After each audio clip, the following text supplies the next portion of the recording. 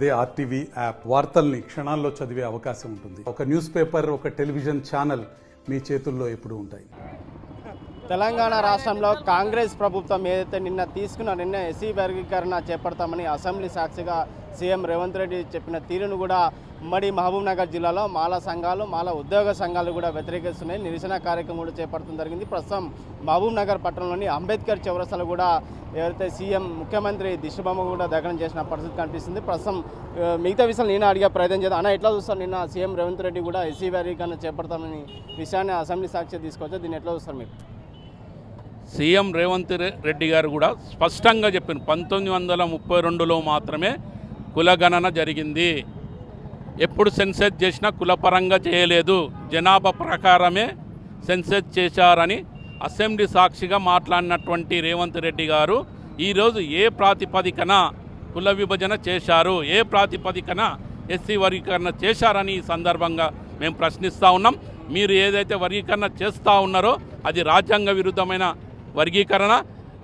ఒకవేళ రాజ్యాంగబద్ధంగా వర్గీకరణ చేయాలంటే 2004లో సుప్రీంకోర్టు స్పష్టంగా చెప్పింది. 341 ఆర్టికల్ను, 342 ఆర్టికల్ను ఎస్సీ ఎస్టీ ఉపకులాల వర్గీకరణ చేయాలంటే పార్లమెంట్లో బిల్లు పెట్టి సవరణ చేయాలని స్పష్టంగా చెప్పింది.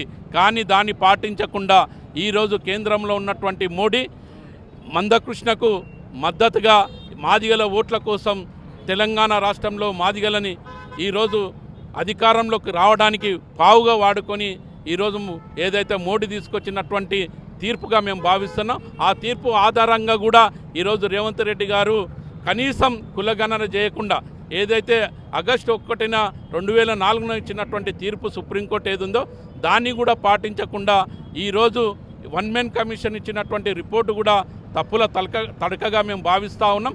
ఎక్కడ కూడా ఏ గ్రామాల్లో కూడా వన్ మెన్ కమిషన్ పర్యటించలేదు, ఏ గ్రామాల్లో కూడా కులగణన చేయలేదు, ఏ గ్రామంలో కూడా ఏ గ్రామంలో ఎంత జనాభా ఉంది, మాదిగలు ఎంతమంది ఉన్నారు, మాలలు ఎంతమంది ఉన్నారు, వాళ్ళ ఉపకులాలు ఎన్ని ఉన్నాయి, కనీసం ఈరోజు ఆనాటి 59 కులాలనే మీరు మళ్ళీ ఈరోజు చెప్తా ఉన్నారు. ఆది ఆంధ్ర ఎక్కడ ఉన్నారు, రెల్లి ఎక్కడ ఉన్నారు, మిగతా కులాలు ఏడ ఉన్నాయి, వైన్లో ఆడున్నారు, మిగతా కులాలు ఏడున్నాయని మేము ప్రశ్నిస్తా ఉన్నాం. సంచార జాతులు అని చెప్పారు, ఆ సంచార జాతులు ఎక్కడున్నాయి మీకు తెలుసా అని మేము ప్రశ్నిస్తా ఉన్నాం.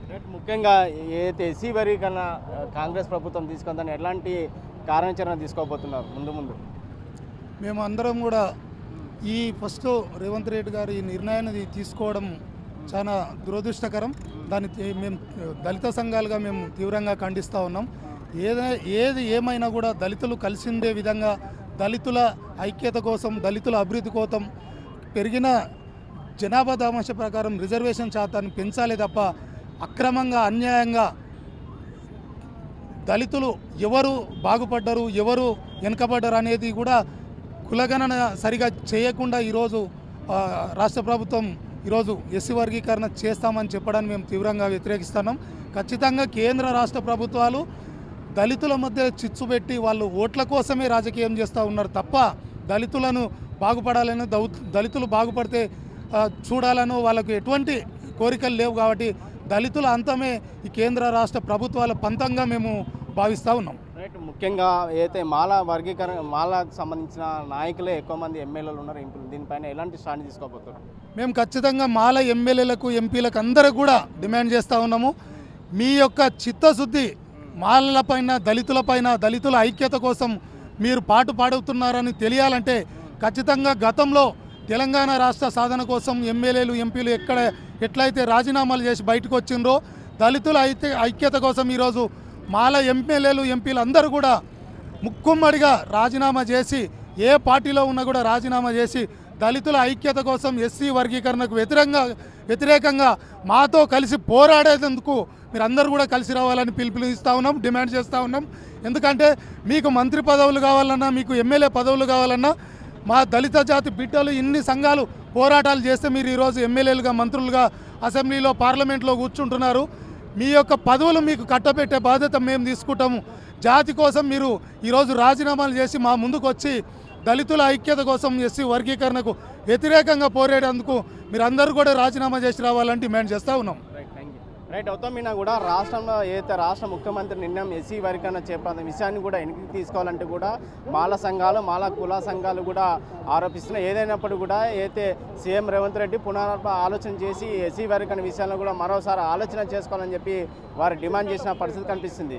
వీడియో జర్నలిస్ట్ నర్సింగ్ రెడ్డితో రామకొండ, ఆర్టీ, మహబూబ్ నగర్. మరిన్ని వీడియోస్ కోసం ఛానల్ ని సబ్స్క్రైబ్ చేయండి. లేటెస్ట్ అప్డేట్స్ కోసం వాట్సాప్ ఛానల్ ని ఫాలో అవ్వండి. ఆ లింక్ డిస్క్రిప్షన్ లో ఉంది.